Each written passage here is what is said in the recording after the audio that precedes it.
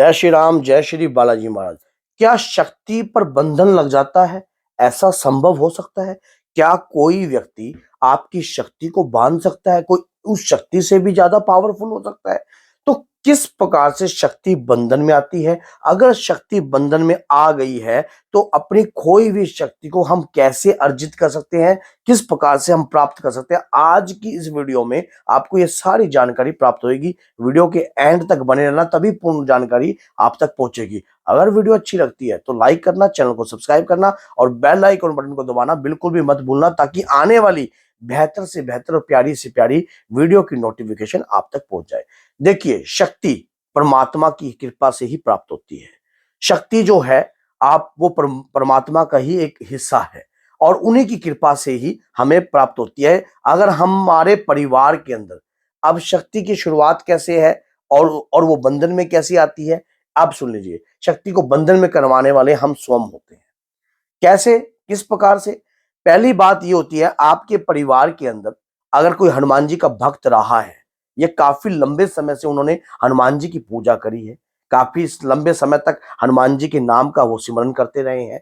अचानक ही क्या होता है कि वो उनकी अकाल मृत्यु हो जाती है या वो अपनी देह का त्याग कर देते हैं।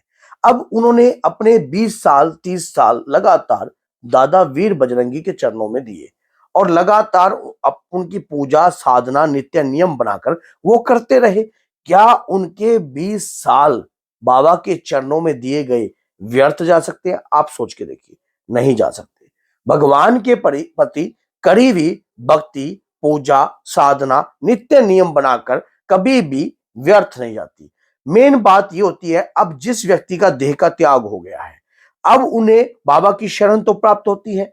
अब ये हमारे परिवार के ऊपर डिपेंड करता है कि हम उस शक्ति को बहुमूल्य और कृपा रूपेण कैसे बनाएं। हम उस जाने वाली आत्मा के प्रति उसके चौथा या तेरहवीं कर उस फारिग हो जाते हैं। लेकिन अब हमारे घर के अंदर पूजा पाठ करने वाला व्यक्ति जा चुका है, जिसके हमारे घर से छूट चुका है। उसके दौरान क्या है, लेकिन उसकी आत्मा हमारे घर के अंदर जो है वास करती है।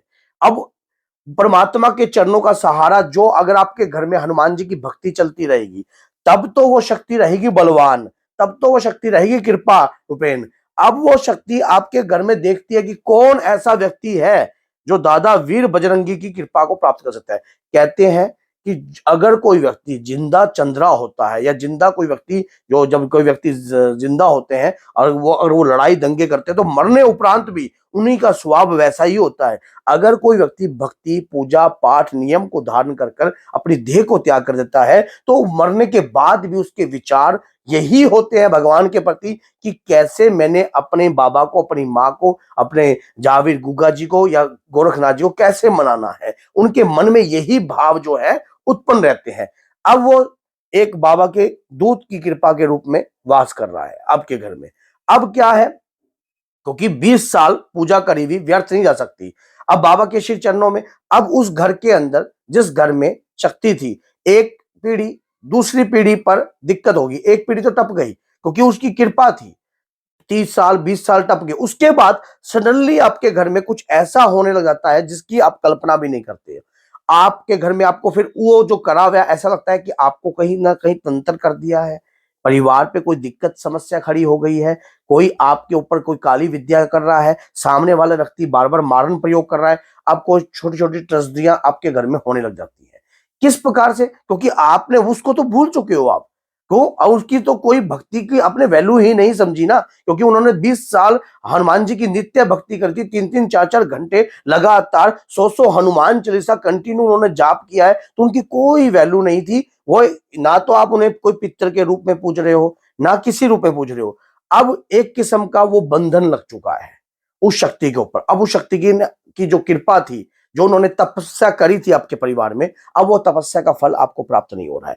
एक बंधन इस प्रकार का होता है, रियलिटी वाला। अब दूसरा बंधन व्यक्ति कैसे करता है?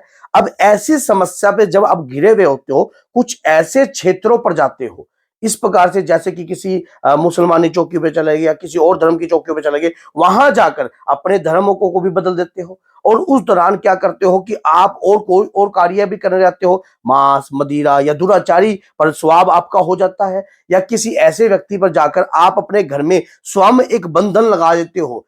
अब जब सामने वाले व्यक्ति के पास जाओगे, उसको ज्ञान होगा तो ठीक है, वो तो आपके घर में देखता है कि कोई नकारात्मकता है, कोई प्रेत है, कोई फलाना है, कोई ये है, कोई कह रहा है कोई आपके घर में तंत्र किया है, कोई आपके घर में ये हो गया, पितृ समस्या हो गया, ये हो गया, तो ये चीज अब आप कहते हो भैया जो भी है इसको काट दे, जो भी है इसको काटो, कैसे इस चीज से छुटकारा मिल जाए, बस आपका कार्य सिर्फ समाधान पे है। उस पॉइंट पर कोई नहीं जाता, ना ही जाएगा, क्योंकि वहां तक की आपकी बुद्धि का सुचेत है ही नहीं उस पॉइंट पर जा सके। उस पॉइंट पर जाने के लिए सही व्यक्ति का मार्गदर्शन बहुत जरूरी होता है। ऐसी अवस्था पर आप जब देखते हो कि आपके घर के अंदर कृपा नहीं चल रही, अब नकारात्मकता आपके घर में घुस रही थी, जहां आप गए हो उन्होंने चलो नकारात्मकता पे बंधन डाल दिया, लेकिन एक बंधन आपके पितरों पर भी डाल दिया कि आपके पितरों या कोई भी हो आपके घर के अंदर किसी कोई नहीं चाहिए। अब ऐसा बंधन पड़ते ही आपके घर में और भी नकारात्मकताओं का आगमन हो जाता है, और भी नकारात्मकता, क्यों? आपने सेफ्टी पॉइंट हटा दिया। पहले जब वो जो शक्ति आपके घर में जो थी, उस शक्ति के तहत आपके बाहर की चीजें घर में प्रवेश नहीं कर पा रही थी, बेशक उनका एक दोष उत्पन्न था, लेकिन अब ये बंधन तो आपने खुद लगाया ना, किसी ऐसे ओझा सियाने के पास जाकर और किसी अपने और धर्म में जाकर, तो आप उन धर्मों की पूजा घर में करने लग गए या और कार्य करने लगे, जिससे आपके घर के अंदर एक बंधन खड़ा हो गया, एक क्वेश्चन मार्क खड़ा हो गया।